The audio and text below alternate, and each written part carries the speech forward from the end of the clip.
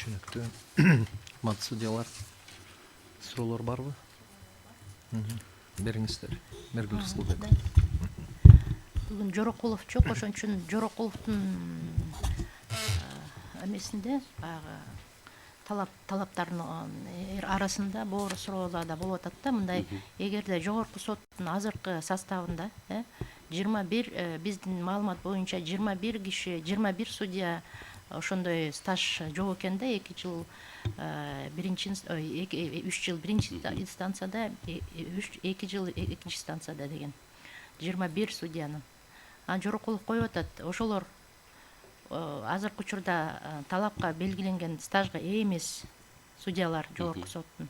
Алар кандай легитимдүүлүгү кандай деп суроо берип атат да. Сиз кандай ойлойсуз ошол суроо? Эми бул мыйзам кабыл алынгандан кийин иштейт ал талаптарчы. Эми ал мурдагы конституциянын жана конституциялык мыйзамдын талабынын негизинде ишке жогорку соттун судьясы болушканда аларга тиешеси жок деп эсептейм. Ошол эле убакта ал мындай суроо дагы коюп атат. Конституциялык соттун судьялары кийин эгерде жогорку сотко бара турган болсо деп атат да. Алар эмне дагы биринчи инстанцияга иштеп, анан экинчи инстанцияга барып, анан кийин жогорку сотко барыш керекпи деп атат да. Кандай ошо конституциялык статусу боюнча ошол туурабы дегендей суроо берип атат. Сиз кандай ойлойсуз? Эми ал негизинен ал маселе деле менин оюмча туура. Анткени эгерде мүмкүнчүлүк боло турган болсо, конституциялык мыйзамга мындай так өзгөртүүлөрдү киргизип коюуга мүмкүн деп эсептейм. Эмелерин такташ керек деп атасыз? Эмне жөнүндө жазыш керек деп атасыз? Эгерде ошол талаптарга, эгерде конституциялык соттун судьялары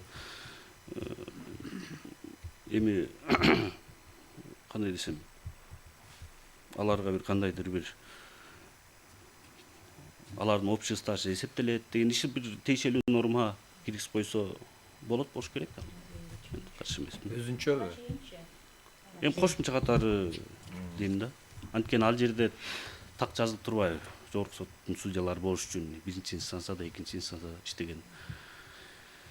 То есть киргизбесе, анда конституциялык соттун судьялары бара албайт деп атасыз аяка?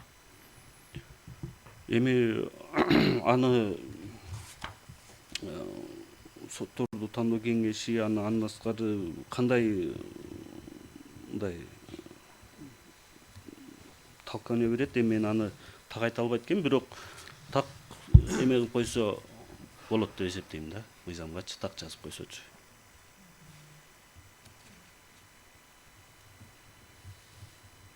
Дагы суроолоруңуздар барбы? Бериңиздер. Самат Кыштыбекович, дагы бир жолу мындай баса белгилеп кетсеңиз, эмне үчүн ушундай ар кайсы инстанцияларда иштеш керек деген талап коюлуп атат? Эгерде бүгүнкү жогорку соттун судьяларында көпчүлүгүндө ал талапсыз эле өткөн адамдар болуп аткан үчүн, эмне үчүн, кайсыл мындай жагдайга байланыштуу ошондой талап коюлду? Ошону бир баса белгилеп кетсеңиз. Эми так деле жагдай жок. Негизинен баягы жогорку сотко, ошо жогорку соттун судьяларына карата ошол мындай жогорку кесипкейлүүлүк, компетенттүүлүк, анан ошону менен бирге ошол жетиштүү бир иш тажрыйбасынын болушу максатында киргизилген бул норма. Негизинен. Именно башка эмеде деле жок, негизинен ошондой максатта гана киргизилген да. Дагы суроолоруңуздар барбы? Бериңиз. Урматтуу Самат Кыштыбекович, мына 3 жыл биринчи инстанцияда, 2 жыл экинчи инстанцияда деген талаптар коюлуп атат. Эми бирок оюңуз кандай? Мисалы үчүн биринчи инстанция бир тоолуу райондо иштеп, ар кандай категория иштер айырмасы бар да. Мисалы үчүн шаарда абдан кыйын иштерди карайт, татаал мындай. Эми мындай жерлерде нагрузка деле анча эмес да. Ушу кандай оюңуз? Ушу жетиштүү болобу? Ушул 3 жыл, ушу мен айтканга байланыштуу жетиштүүбү? 3 жыл биринчи инстанция мисалы үчүн ушул эле Нарын зонасында, анан бу Бишкек шаарында, Чүй областында ар кандай эме татаал иштер болот да. Ошого кандай ой пикириңиз бар? Карабастан сиз дагы туура белгиледиңиз. Негизинен мыйзам долбоорун кабыл алууда депутаттар тарабынан дагы бир суроо жооптор болгондо, анткени ал жерде да ошо мындай суроолор болгон. Мисалы үчүн райондук сотто көп жыл иштеген судьялар болсо, мисалы үчүн эми көп жыл иштеген судьялар бар, төрагалар бар. Эми аларга киргизүүнүн кандай зарылчылыгы бар эле депчи. Анан негизинен эми биз практика жүзүндө көрөлү, анткени башка мамлекеттерде деле мындай так нормалар жок экен. Биз практика жүзүндө көрөлү дешикти негизиненчи. Эгерде өзүн актабаса, анда кайра өзгөртүүгө болот дешипчи. Ошондуктан мен оюмча негизинен конституцияга карама каршы келбейт деп белгилеп атабыз, бирок эгерде жанагындай бир биз практика жүзүндө көрөлү. Иштөө бул талаптар кандай иштейт көрөлү дешти да. Бериңиз, Лунарчы. Самат Кыштыбекович, менде суроо бар эле да. Бул мыйзам долбоору киргизилгенде башка мамлекеттик органдардан макулдук эмес, каршы пикирлер келди беле? Андай каршы пикирди мен тапкан жокмун. Анткени комитеттердеги материалдарды карасак, негизинен бул баягы экинчи окка карата эле мыйзам долбоору эметип атканда Балбак Зарлык Күчтүн мурда сунуштаганда экинчи окка каратачы мыйзам долбоору даярдалып атканда экинчи окка карата мындай сунуш берген да, ушул норманычы. А башка органдардан андай башка органдар ошол комитетте андай каршы пикирлер болуптур.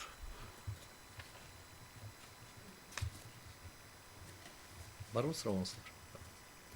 Менде бир суроо бар. Тиги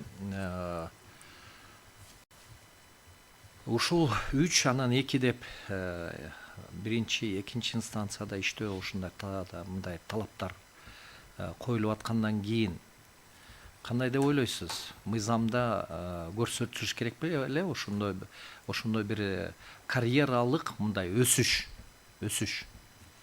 Себеби эгерде ошондой жолу жок болсо, анда бул кандайча ишти? Ал өз ыктыяры менен бара албайт да, же кандай болуш керек болчу? Түшүнүп атасызбы? Биринчи инстанцияда иштеп атып, эгерде жакшы иштеп атса, анда ошонун немесин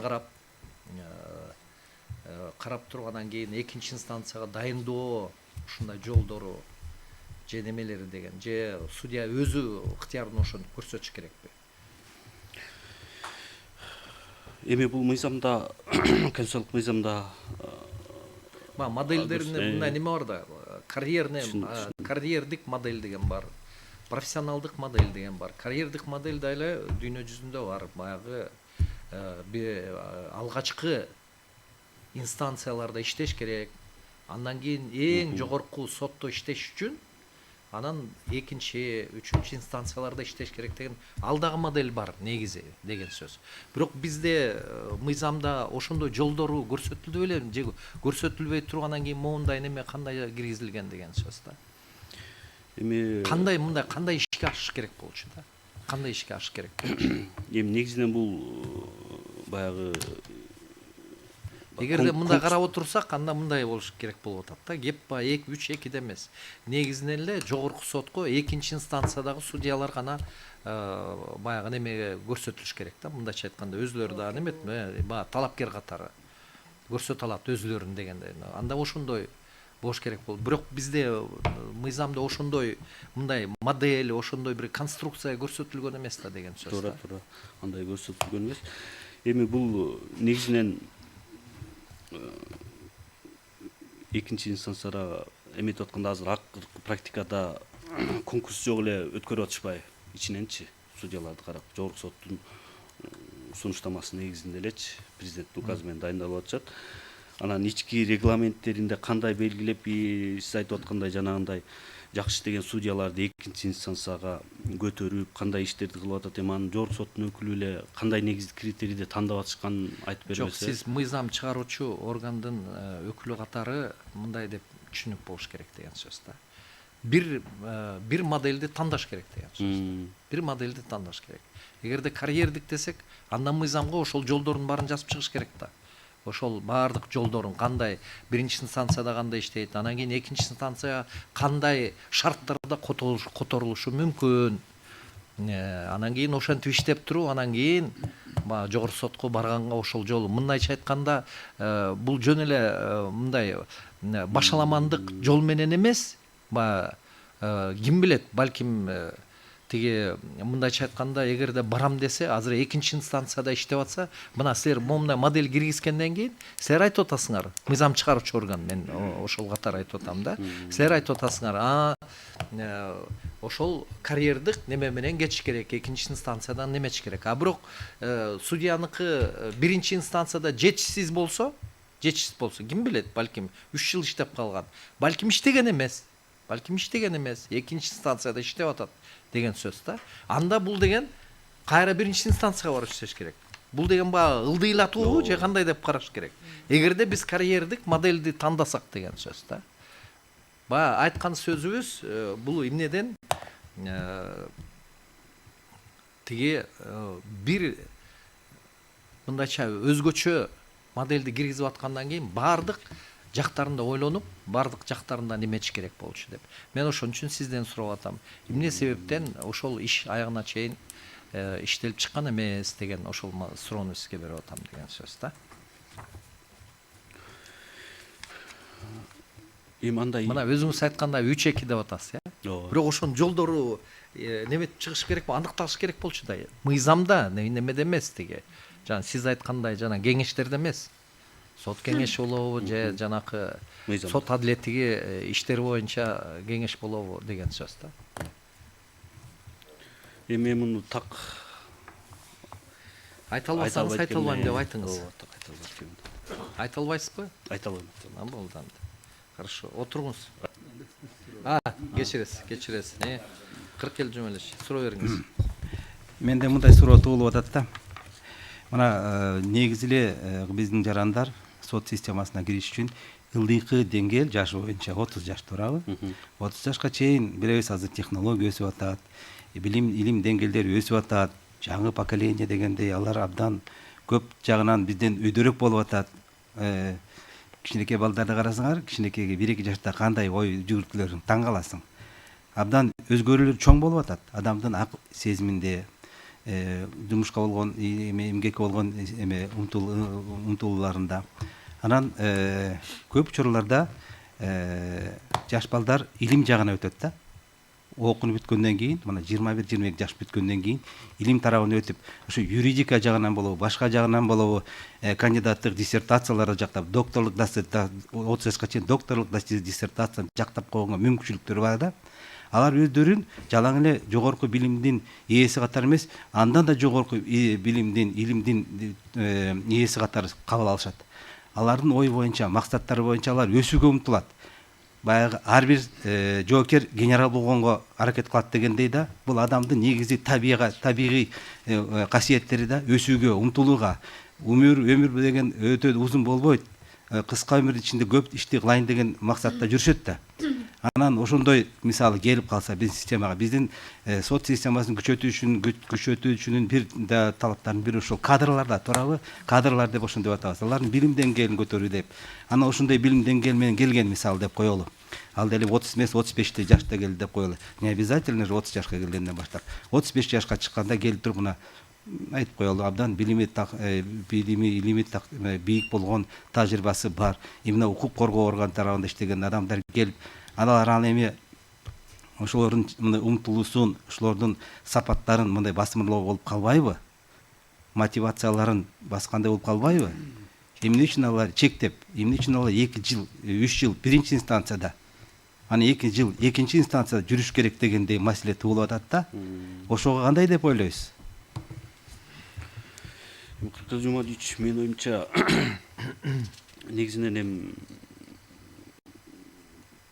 сот практикасындагы ишти да ичинен көрүп иштеп көрүш керек деп эсептейм аларчы. Анткени илимдин кандидаты же болбосо бир башка чет өлкөдөн деле жогорку мисалы үчүн окуу жайларын бүтүп келген адистерди эле биз баягы мыкты деп бес конкурс өткөрүлгөн да менин оюмча туура эмес болуш керек деп эсептейм. Эми сот практикасын иштеп көрүп, өзүнүн иш тажрыйбасын алып, анан карьералык өсүш жасаш керек деп эсептейм. Анткени өткөндө дагы жана мыйзам долбоорунда киргизип турушпадыбы? Чет өлкөдө келген мамлекеттик кызматка кирем дей турган болсо, эми алар 5 конкурс өтүш керек анан дегенде да ача пикирлер болуп атты негизиненчи. Ошондуктан эми менин оюмча иш тажрыйба баары бир керек да. Түшүндүм, бул жерде конкурс жөнүндө сөз жок. Соттор тандоо боюнча маселе жок. Ал уже өткөндөн кийин бул маселе болот. Биринчи инстанцияда 3 жыл иштеш керек болуп атпайбы? Ага чейин ал баардык талаптарга жооп бергенде өтөт. Алар эч кандай өзгөчөлүктөрү жок. Ошону айтып атам. Келгенден кийин ал эми 1 жылдан кийин өзүн сезип атса, мен уже экинчи инстанцияга иштегенге даярмын, каалайм деген маселелер болгондо, анын ойлору, мындай умтулуулары, адамдык мындай бир кандай сапаттары басымдууланып калбайбы деген сөз да. Эми болбойт деп ойлойм, анткени биз өзүбүздүн каршы пикирде белгилегендей мындай Түшүнүктүү. Болду, түшүндүм. Рахмат. Ошо отуруңуз.